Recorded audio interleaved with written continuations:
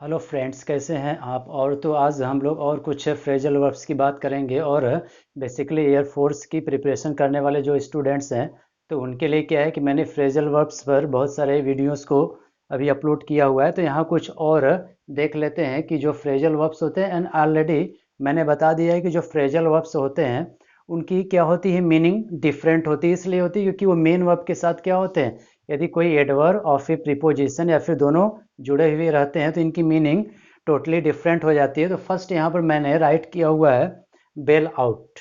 क्या है bail out, और मीनिंग क्या बता रहा है कि ग्रांट बेल इसकी मीनिंग होती है। ठीक, ग्रांट बेल तो बोल रहा है कि जमानत देना। ठीक है, तो यहाँ पर सेंटेंस फॉर्म किया गया है कि the high court bell him out. The high court bell him out. तो यहाँ पर क्या है कि बेल लिखा हुआ है और होना चाहिए बेसिकली क्या, बेल्ट। अंडर थोड़ा मिस्टेक हो गया है, यहाँ पर होना क्या चाहिए था, बेल्ट। यानी हम क्या है कि ये जो मेन है वर्ब, इसके सेकेंड या थर्ड यानी टेंस के अकॉर्डिंग, किस टेंस में हमको फॉर्म करना है उसके अकॉर्डिंग हम सेंटेंस को फॉर्म कर सकते हैं। तो यहाँ पर सेकेंड फॉर्म होना चाहिए था। तो हो गया है कि the high court bailed him out, यानी हाई कोर्ट ने क्या कर दिया, उसे जमानत दे दिया। So this was the first. Now we come to the number second. And what is the number second. Number second क्या बता रहा है कि back out. And what is the meaning of the back out. तो बोल रहा है कि विथड्रॉ फ्रॉम एन एग्रीमेंट और a promise. Means in Hindi पीछे हटना या फिर मुकर जाना, यानी जो भी आपने वादा किया है उससे क्या कर जाना, मुकर जाना। तो उसी को बोल रहा है कि विथड्रॉ। विथड्रॉ का मतलब क्या है, पीछे हट जाना। Understand, withdraw from an agreement और अ प्रॉमिस, यानी जो एग्रीमेंट आपने किया था। अंडरस्टैंड, हो सकता है कि बिजनेस लेवल, या फिर बता रहा है कि प्रॉमिस जो आपने वादा किया था उससे बोल रहा है कि मुकर जाना। तो so what is the sentence. Sentence क्या फॉर्म किया गया, she backed out from her promise of marrying him, यानी उससे शादी करने के जो उसने वादे किए थे उससे क्या हो गई, बोल रहा है कि बैक्ड आउट हो गई। What is the meaning of the backed out. तो वही बता रहा है बैक्ड आउट का मतलब क्या है, नहीं मुकर जाना या फिर पीछे हट जाना। तो वही बता रही जो भी प्रॉमिस किया गया था उससे क्या हो जाना, यानी स्टिक नहीं रहना, नहीं चिपकना नहीं। तो ये डिफरेंस हो जाता है कि एक वास्तव में एक जो अडिग व्यक्ति है वो क्या होता है, जो उसने बोल दिया उससे पीछे हटने वाला नहीं है। तो उसी को बोल रहा है कि पीछे हटना या फिर मुकर जाना। लेकिन यहाँ पर सिचुएशन क्या है, डिफरेंट है, यानी अलग है।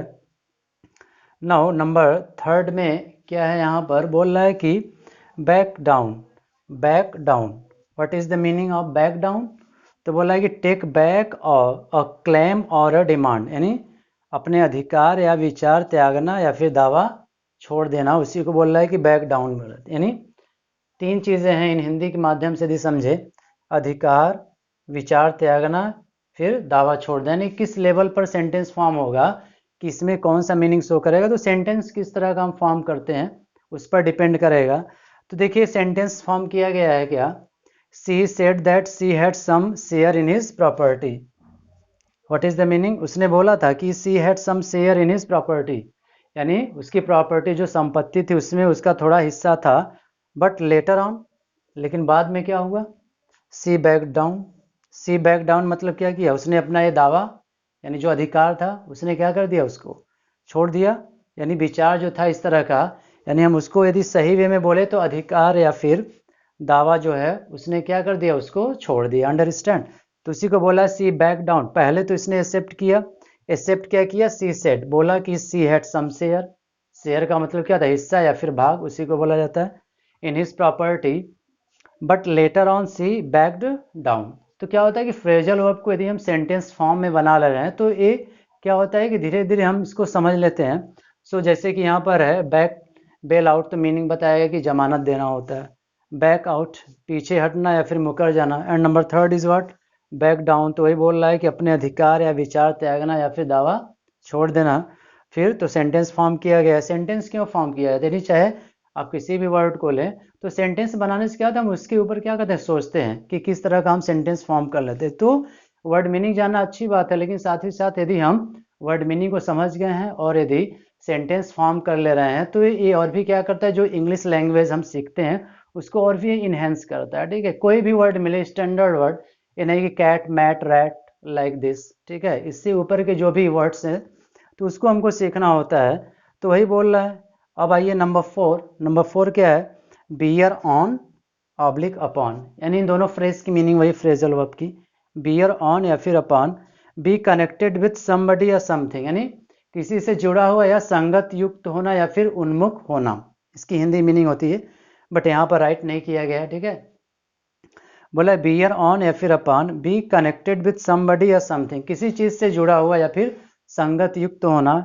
And what is the sentence, your suggestion, यानी आपका जो सुझाव है, your suggestion does not bear on upon my problem, यानी मेरा जो समस्या है, यानी मेरी जो समस्या है, जो प्रॉब्लम है, उससे आपका जो सजेशन, जो आप सुझाव दे रहे हैं, वो क्या है, does not bear on upon, वो संगत युक्त नहीं या फिर कह सकते मेल नहीं खाता है, अंडरस्टैंड।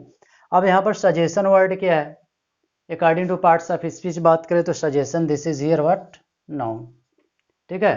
सजेशन का वर्ब क्या होगा, suggest, suggest is a verb and suggestion is a noun.